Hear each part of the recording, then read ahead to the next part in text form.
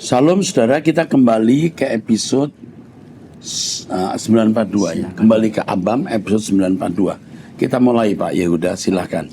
Yang pertama, pertanyaan dari seorang pria usia 61 tahun, menikah, memiliki 2 orang anak, tinggal di Bandar Lampung. Oh ya, ini pertanyaan mengenai doktrin Pak. Doktrin. Pak Amin Pandean. Ya. Tapi nanti kita akan jawab di jawaban Trinitas ini ya. Ya. Di sini ditulis mengenai kok Yesus tahu di hati Nathanael. Kenapa dia tahu di hati Petrus misalnya? Ya, itu karunia namanya marifat. Ya. Namanya marifat. Sebab tidak usah Tuhan Yesus ya, Petrus saja tahu apa yang dilakukan Ananias dan Safira. Ya. Ya. Iya. Dan hamba-hamba Tuhan yang diurapi juga tahu. Ada seorang yang bernama Anu yang sedang sakit punggung, itu juga tahu. Dan itu bukan hal yang luar biasa. Dari dulu sudah tidak sedikit hamba-hamba Tuhan yang mengerti hal itu. Ya. Yang punya karunia marifat itu. Jangan karena karunia marifat lalu kita berkata dia sejajar dengan Allah Bapa, itu salah. Jadi ini dijawab di Trinitas. ya di episode menjawab Trinitas. Siapa namanya? Amin Pandean. Pak Amin Pandean, terima kasih untuk pertanyaan Bapak yang ada 5-4 pertanyaannya. Iya, ada yang 5. sangat bermutu ya, dan akan memberkati bagi yang lain yang akan mendengar. Ya. Tapi saya sudah memberikan sedikit jawaban bahwa Yesus punya karunia marifat juga karena dia dipenuhi Roh Kudus. Sama seperti Petrus dan yang lain-lain. Ya. Zaman Elisa saja sudah tahu. Oh iya Pak. Waktu Naaman mengambil Gehazi mengambil hartanya Naaman. Padahal Elisa menolak. Elisa tahu, kamu dari mana Naaman? Dari mana kamu Gehazi? Kamu ambil hadiahnya Naaman ya, tahu dia. Ya. Oke. Teruskan. Baik Pak, yang berikutnya dari seorang wanita usia 33 tahun, single parents, memiliki 1 orang anak. Shalom Bapak, maaf Pak, saya langsung saja. Saya mohon dukungan doa untuk saya Pak, karena saya benar ada dalam situasi sulit. Saya sadar Bapak bahwa ini semua kesalahan dan dosa saya. Tapi jujur saya sangat menyesal, ya Bapakku Elohim Yahweh. Ampuni saya ya Pak, saya kesulitan ekonomi untuk saya dan anak saya. Akhirnya bodoh saya mencoba pinjaman online. Awal itu saya tidak punya uang untuk membayar sehingga saya pinjam dari aplikasi lain untuk menutup yang pertama. Begitu seterusnya sampai saat ini karena saya tidak punya uang untuk saya melunasi hutang-hutang itu. Sampai saat ini saya berada dalam situasi sulit untuk melunasi. Saya benar-benar tidak punya harapan, saya tidak tahu bagaimana saya lunasi ini. Ya Allah, saya yang salah sendiri tapi sungguh saya sangat menyesal ya Allahku Elohim Yahweh. Saya mau keluar dari ini semua, tapi saya belum bisa selesaikan semua hutang saya. Setiap hari saya jalani hari dengan penuh ketakutan dan penyesalan. Bahkan saya berpikir untuk selalu ingin bunuh diri. Saya penuh ketakutan dan penyesalan, bahkan saya selalu dihantui kalimat, seekor binatang pun hidupnya lebih baik dari saya. Bapak Eras, tolong doakan saya agar saya mampu melewati ini semua. Semoga saya mendapat belas kasihan Tuhan untuk saya bisa dapat cara bagaimana melunasi ini. Saya berjanji ya Allahku Elohim Yahweh, saya tidak akan mau melakukan kesalahan ini lagi. Bapak Eras tolong bantu saya dalam doa agar saya bisa menemukan cara melunasi ini. Sedangkan saya saat ini belum ada penghasilan. Terima kasih Bapak Eras atas dukungan doa untuk saya. Ya Allahku Elohim Yahweh, ampuni saya. Tuhan Yesus memberkati Bapak Eras. Jawaban masalahmu itu satu, uang. Ya. Nasihat bagaimanapun tidak akan menyelesaikan. Ya. Ya. Jawaban yang bagaimanapun tidak menyelesaikan. Kalau kamu cepat mendapat pertolongan, kamu akan melakukan hal yang sama. Dari pengalaman kami melayani orang-orang yang kena pinjol, itu begitu dapat pertolongan, nggak lama dia minjem lagi. Iya. Sampai masuk penjara mungkin baru kapok karena nggak punya uang sama sekali. Pada umumnya rata-rata melakukan dosa yang sama walaupun berjanji tidak melakukan. Sampai 2 kali. Iya. Sudah diampuni, bayar, utang lagi, bayar, utang lagi. Makanya mestinya jangan coba-coba pinjol. Yang saya tidak mengerti ya, kenapa pinjol dapat izin pemerintah ya? Ada yang resmi, ada yang tidak resmi, Pak. Oke, boleh resmi, Iya. tapi kan nggak mendidik masyarakat. Oh iya. Sebab kalau orang minjem dia mesti punya Oh iya, iya betul. jaminan. Harus ada jaminannya. Dengan adanya pinjol orang bisa minjem tanpa jaminan, itu memicu orang minjem. Iya, iya. Orang-orang yang rela menjadi DPO, dia minjem sebanyak-banyaknya. Kalau jadi DPO ditinggalkan istri, ditinggalkan anak, dengan jawab, rusak. Iya. Tidak mendidik. Saya kadang-kadang berpikir, kenapa ya ada izin, ada pinjol ini? Iya. Sangat tidak mendidik. Ini kan sebenarnya menjerat pinjaman dengan mudah. Beda dengan bank. Iya, Kalau bank, orang pinjam bank, apa jaminannya? jaminannya. Pinjol mendidik orang tidak bertanggung jawab. Paling nanti diteror lewat apa namanya, telepon. Iya. Siapa-siapa yang punya yang hubungan dengan dia. Tapi kalau orang mau mukanya badak, masa bodoh dia. Iya. Masalahnya orang yang pinjam namanya rusak, keluarga besarnya ikut rusak. Iya. Ini sangat tidak mendidik. Saya tidak tahu apakah ada izin dari pemerintah yang begini ini. Rusak. Dan menurut saya ini sudah satu kejahatan. Mendidik orang dalam kejahatan. Seperti ibu ini, anak satu.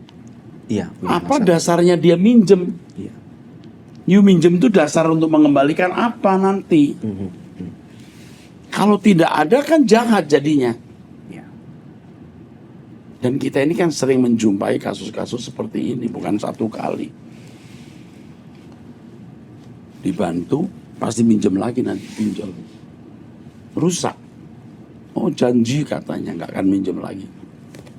Pada umumnya lakukan hal yang sama. Iya. Jadi ya, kadang-kadang saya sudah berkata di jemaat tuh, saya tidak akan bantu orang yang pinjam uang ke pinjol. Saya ngomong kan di gereja. Jangan bicara itu di gereja.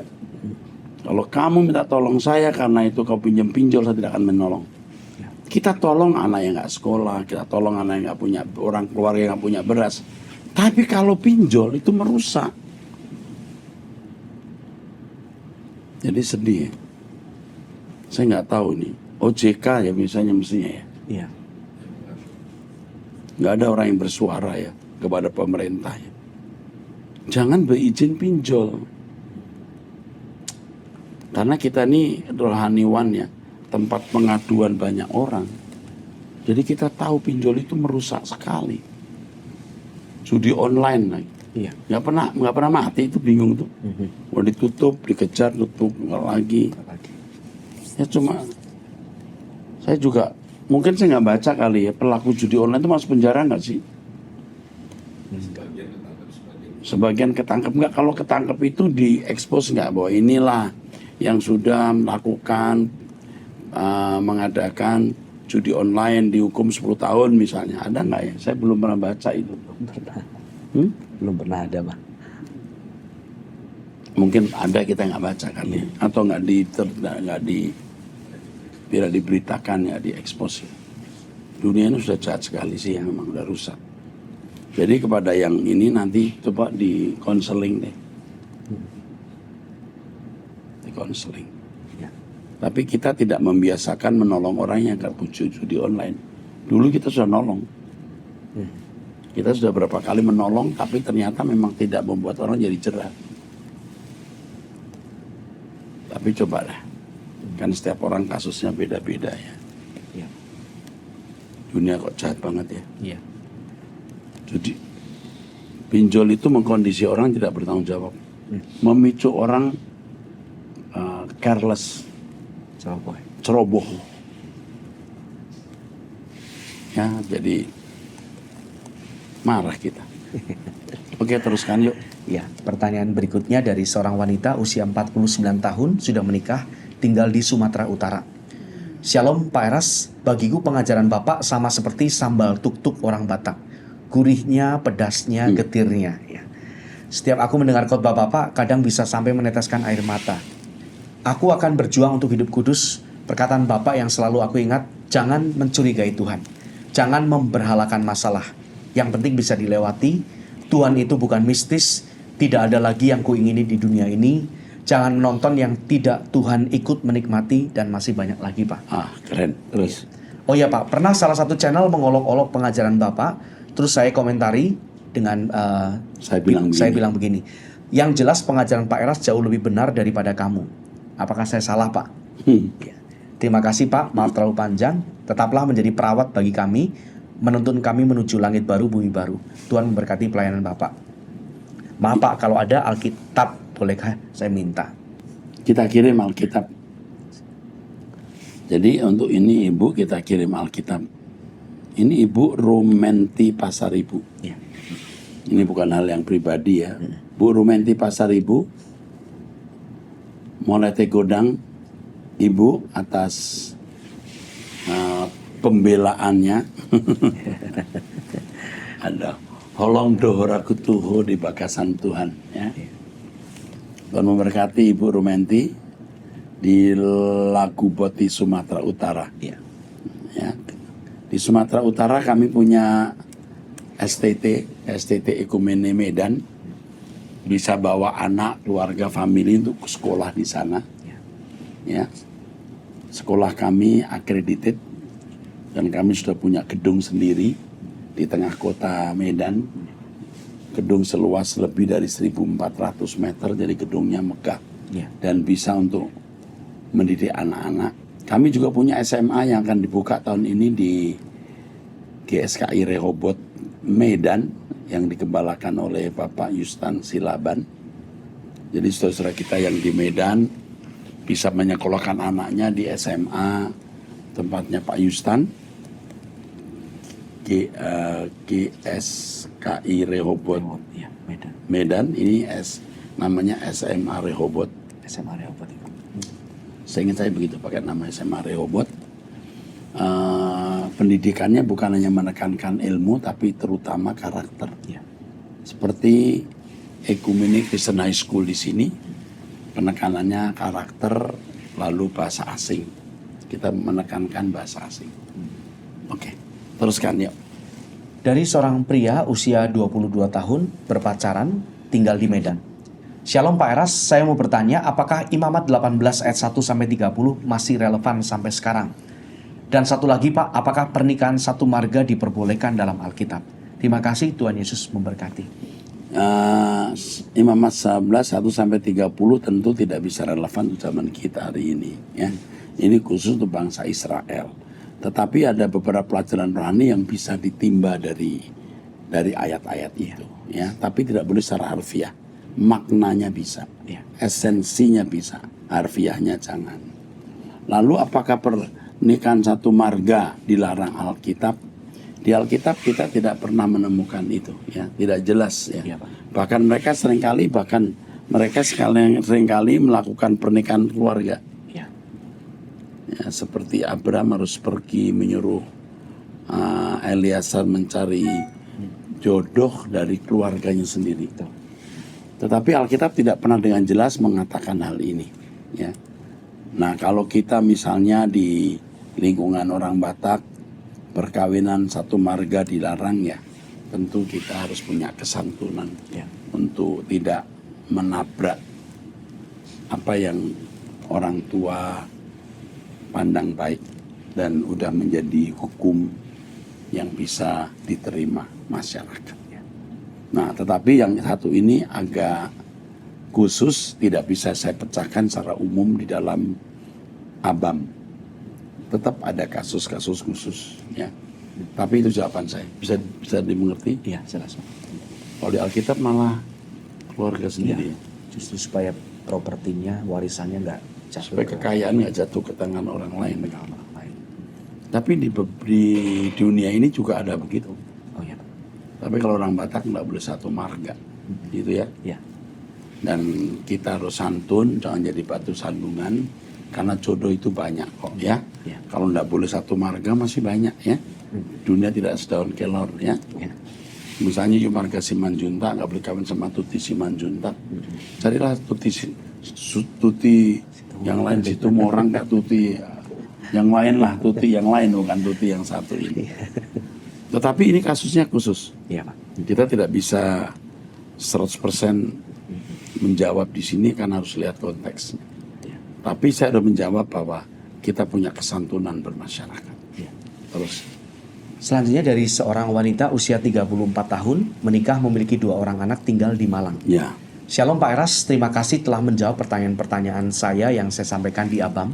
Dan saat ini kembali saya mengirimkan pertanyaan. 1 tahun lalu pada saat saya bangun rumah, kamar depan saya digali oleh suami dan ipar perempuan, entah ditanami apa katanya sebagai pagar rumah atau gaib. Lalu saya menghubungi salah satu pelayan gereja GSKI Kebonjeruk untuk saya minta didoakan via phone agar segala kuasa di luar Tuhan yang masuk rumah saya ditolak dan dipatahkan. Beberapa bulan lalu suami saya mendapat kiriman paket dari kakaknya atau dari ipar saya yang isinya bunga kenanga. Dan entah apalagi saya tidak paham, katanya sebagai syarat supaya suami saya bisa dipindah tugaskan dari satuan lama ke satuan yang baru yang dituju. Nah saat itu saya banyak doa Pak, saya doa sebisa-bisanya supaya semua itu ditolak dan dipatahkan dalam nama Tuhan Yesus. Segala sesuatu yang terjadi kiranya terjadi karena kehendak Tuhan dan bukan karena orang pintar yang mengirimkan sesuatu itu ke keluarga saya. Saya minta Tuhan tutup dari penglihatan dukun atau orang pintar manapun sehingga mereka tidak bisa melihat apapun tentang keluarga saya. Dan ternyata sampai sekarang suami saya tetap di tempat kerjanya belum pindah-pindah Pak. Dan saya yakin doa saya dijawab Tuhan. Nah ini tadi Pak saya nemu lagi dipaku entah apa dibungkus tisu. Dipaku di belakang pintu kamar tidur saya. Sepertinya ini jadi satu sama paketan bunga kenanga, tapi saya aja yang baru tahu kalau ada benda lain selain bunga kenanga. Sore tadi saya mendengar khotbah online ibadah sesi ketiga Pak Eras tanggal 3 Maret. Di akhir Bapak doa, loh kok pas berdoa mematahkan segala teluh, tenung, dan kuasa gelap lainnya. Saya bersatu hati Pak berdoa dengan Bapak meskipun online. Pertanyaan saya, menurut feeling Bapak, apakah benda-benda dengan pengaruh gaib yang ada di rumah saya masih berfungsi atau sudah kopong, Pak? Saya sudah berdoa, tapi saya orang awam yang belum bisa membedakan benda-benda itu masih berfungsi atau tidak. Dari teman saya yang indigo, suami saya katanya memiliki perewangan. Perewangan itu yang mengikuti gitu, yang menjaga. Menjaga gitu. Sebagai penjaga katanya, terus ipar saya pernah cerita kalau suami saya dulunya juga pernah pasang susuk. Apakah karena itu ya suami saya tidak tertarik mendekat kepada Tuhan? Jadi sepanjang hari kalau luang betah handphonean dan tidak ke gereja juga. Menghadapi suami seperti ini saya harus bagaimana Pak? Selama ini saya diam, yang penting saya ajak kedua anak saya untuk belajar mencari Tuhan.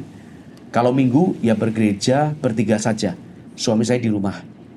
Maaf Pak kepanjangan, mohon petunjuk dan arahannya Pak. Terima kasih, Tuhan memberkati. Nah, jimat tadi, you ambil minyak, baby oil bisa atau apa, you angkat, you berdoa dalam nama Yesus mengurapi minyak itu, lalu minyak ini Anda oleskan ke benda tersebut. Kalau bisa dicabut dibuang dibakar, kalau bisa dicabut dibuang dibakar. Tapi itu resiko nanti suami nyari nanti ribut. Diurapi saja. Oke. Lalu yang kamu lakukan, minyak urapan itu kamu oleskan di rumah dalam nama Yesus. Ya, nanti sebulan kemudian atau 3 minggu atau 2 bulan urasi lagi. Karena setan bisa balik lagi ketika membuka celah. Kamunya sendiri hidup dalam kekudusan, dalam doa, setan tidak bisa masuk. Dan minyak itu bisa kamu urapkan ke anak-anakmu dalam nama Yesus. Ikuti apa yang sering saya ajarkan, minta malaikat penjaga menjaga, minta malaikat perang. Kalau saya sudah minta senjata, senjata dari Tuhan untuk melawan kuasa gelap. Saya minta pedang misalnya, ya. Pak Yuda tahu itu ya. Dan itu bisa memang saya gunakan untuk melawan kuasa gelap dalam peperangan. Nah ini agak mistik, tapi sebenarnya ini fakta yang sudah kami alami dalam pelayanannya. Kamu akan dijagai Tuhan. Karena kamu kekasih Tuhan, suamimu akan dipukul, akan dihajar, ya. Dan kamu tunggu waktu itu. Dan kalau tiba waktunya, kamu bawa suamimu ke pendeta yang bisa melayani pelepasan. Dia harus dilepaskan. Nah, keadaan suamimu yang memiliki ikatan dengan okultisme membuat dia tidak ingin ke gereja. Ke gereja bisa malas, segan, atau takut. Atau takut. Jadi kamu diam-diam saja, kau bertumbuh dalam Tuhan. Nanti ada saat Tuhan akan menggarap suamimu karena kamu kekasih Tuhan. Setia terus, ya.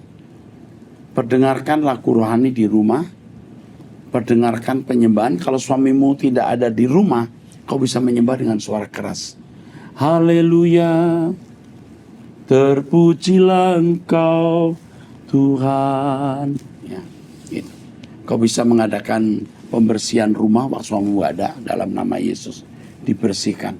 Oke, cukup ya? Cukup. Teruskan. Selanjutnya dari seorang mahasiswi wanita usia 17 tahun tinggal di Sulawesi Utara. Shalom Pak Pendeta, permisi. Saya adalah seorang mahasiswa semester 2. Saya merantau untuk berkuliah, maka saya tinggal di kos. Saya sedang mengalami pergumulan dengan teman-teman kos yang juga seprodi dengan saya satu program studi. Kami berempat sangat dekat saat awal ospek, tetapi semakin hari saya merasa ada perubahan. Misalnya ketika berjalan-jalan saya tidak diajak, atau saat mereka masak bareng saya tidak diajak. Kebetulan saya di lantai 1 dan mereka di lantai 2. Jadi saya tidak tahu saat mereka berkumpul di salah satu kamar teman setiap hari. Saya tahu saat kebetulan ada keperluan ke rooftop dan mendapati mereka sedang berkumpul. Saat saya mencoba bergabung, tiba-tiba suasana menjadi hening. Saya mencoba basa-basi tetapi tidak ada yang merespon. Sadar saya tidak dihiraukan, saya pun kembali ke kamar saya dengan rasa sedih dan kecewa. Saya sadar saat mereka butuh sesuatu, saya tolong mereka, baik saat di kos maupun di perkuliahan. Tetapi saat saya butuh sesuatu tidak ada yang merespon. Saya sedih karena belakangan ini saya dianggap egois dan sombong karena saya sudah memiliki kelompok belajar baru yang menghargai dan sejalan dengan goals saya. Tetapi saya semakin merasakan gelisah karena mereka sekarang benar-benar tidak menganggap saya ada. Tetapi di depan orang lain mereka dapat bersandiwara seakan-akan sayalah yang tidak mau berkumpul dengan mereka. Hari ini saya mendapati pesan, saya menawarkan tumpangan namun hanya di-read. Bahkan ada yang tidak membuka chat saya. Saya merasa tidak berharga, saya egois, bahkan saya sedih karena tidak tahu letak kesalahan saya. Saya ingin mengetahui bagaimana tanggapan Pak Pendeta atas sikap saya kepada mereka. Karena jujur saya sudah jenuh dengan perkuliahan, ditambah lagi dengan masalah dengan mereka yang tentunya juga disadari teman-teman kuliah bahwa saya tidak bersama mereka lagi. Bahkan sudah ada yang terhasut opini mereka tentang saya. Terima kasih, Tuhan Yesus memberkati. Yang pertama, mereka orang-orang jahat yang tidak perlu kamu temenin. Bersyukur kalau kamu bisa terpisah dari mereka. Ini cara iblis untuk membuat kamu menjadi rusak. Kamu akan cari teman jadi sembarangan karena kamu tidak punya teman. Bisa teman yang lebih rusak dari mereka. Ini pekerjaan iblis yang membuat kamu berhenti kuliah. Karena masa depanmu tidak ditentukan oleh mereka. Kamu ingat papa mama yang membiayai kamu, kasihan. Lebih baik kamu tidak pernah bergaul dengan mereka. Mereka membuat opini apapun, membunuh karakter kamu, assassinate character. Tidak apa-apa. Kamu akan dibela Tuhan. Mereka akan dipermalukan Tuhan. Ingat ini, mereka akan dipermalukan Tuhan. Yang penting kamu kuliah selesai. Sebentar kok. Tidak berasa nanti selesai. Waktu libur kamu pulang ke rumah. Sekolah paling 5 bulan, betul nggak? 4,5 bulan, 2 bulan, sebulan setengah kita tinggal di rumah. Jalani terus. Jangan berteman dengan mereka. Justru jangan berteman. Kalau ketemu say hello, udah nggak mau say hello juga kamu diem aja. Oke? Bagus kamu nggak bergaul sama orang-orang jahat itu. Nah, itu jahat. Itu jahat mereka itu. Nanti ada antara mereka ada yang kena narkoba, hamil sebelum nikah, tangkap polisi, kecelakaan. Perhatikan saya ngomong. Bukan nyumpai. Kamu pegang ucapan Om Eras ini. Kau buktikan. Oke, terus. Pertanyaan selanjutnya dari seorang wanita usia 39 tahun, menikah, memiliki 3 orang anak, tinggal di Manado, Sulawesi Utara. Bapak Erastus, saya lagi ada permasalahan kehidupan, baik masalah keuangan dan keluarga. Pertama-tama saya sangat ketakutan. Saya tahu bukan secara kebetulan saya mendengar khotbah Bapak Erastus di handphone atau melalui handphone. Kemudian saya ikuti terus sampai sekarang. Saya yang dulunya tidak punya jam doa, sekarang saya paksa untuk bangun jam 4 pagi. Awal-awalnya berat, tapi sekarang walaupun tidak pakai alarm, bisa bangun jam 4. Sekarang setiap hari saya dengar khotbah Bapak Erastus melalui khotbah Bapak Erastus semakin hari saya semakin dikuatkan. Dulunya saya yang suka marah-marah, sekarang saya lebih bisa mengontrol. Saya juga yang tadinya suka nonton film atau drama Korea, sekarang diubah mendengar menonton khotbah-khotbah Pak Erastus. Oh ya Pak, saya lagi bergumul dengan anak saya yang nomor 2, umur 14 tahun, kelas 3 SMP. Sudah ada dalam pergaulan yang tidak baik dan malas sekolah. Juga suami yang sudah tidak mengizinkan anak kami yang nomor 2 untuk tinggal di rumah karena sudah tidak mengikuti aturan. Suami pernah memaafkan tapi anak tetap berbuat lagi hal yang sama. Kalau keluar rumah tidak minta izin, bahkan sampai tidak pulang dan akhirnya tidak sekolah. Kata suami kalau sampai saya mengizinkan anak kami pulang atau tinggal di rumah, suami yang akan keluar dari rumah. Saya harus bagaimana ya Pak Erastus? Saya bersyukur bisa diberi kesempatan oleh Tuhan untuk bertobat melalui proses yang saya alami ini. Biarlah saya tetap berkenan di hadapan Tuhan. Jaga kesehatan ya Bapak rohaniku. Oh ya Pak, apakah saya bisa bergabung di komunitas Abang? Terima kasih, Tuhan Yesus memberkati.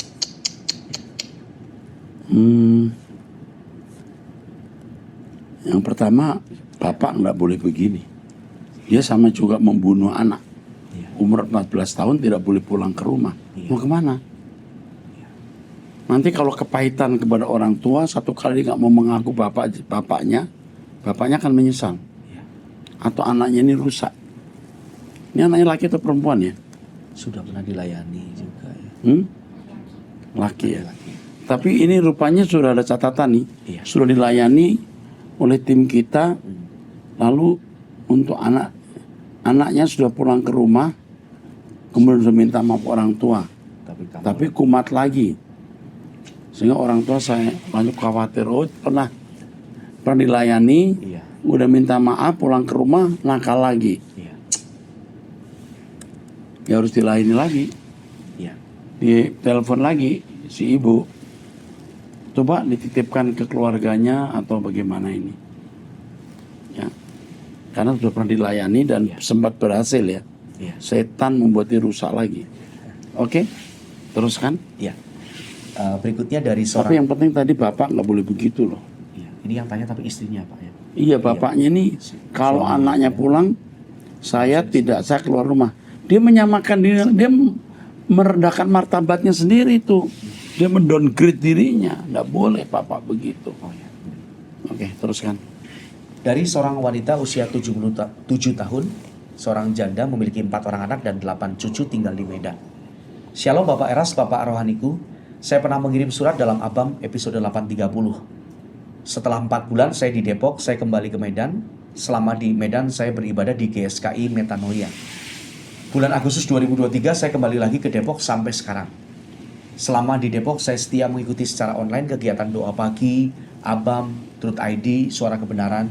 Dan setiap hari Minggu Bapak Eras 5 kali khotbah saya usahakan ikut semua. 77 tahun. Luar biasa. 77 tahun terus. Dan lewat khotbah-khotbah Bapak, saya ambil kesimpulan begitu besar beban Bapak untuk menggiring jiwa sebanyak-banyaknya masuk ke langit baru, bumi baru. Sehingga Bapak mendirikan sekolah tinggi teologi dan sekolah-sekolah yang membutuhkan dana yang besar. Saya berdoa agar Tuhan menaruh beban di hati kami semua anak rohani Pak Eras secara materi dan doa. Akhir cerita saya mau bertanya Pak, rencana saya mau pulang kembali ke Medan. Selama suami saya masih hidup, kami melayani sebagai diakonis di suatu gereja. Pernah tergerak di hati saya kembali ke gereja semula dan cukup online mengikuti kegiatan ibadah GSKI. Saya mohon pencerahan dari Pak Eras, apakah ini suara Roh Kudus atau kedagingan saya? Karena saya berupaya menjaga perasaan Bapa di surga, Elohim Yahweh dalam Yesus Kristus.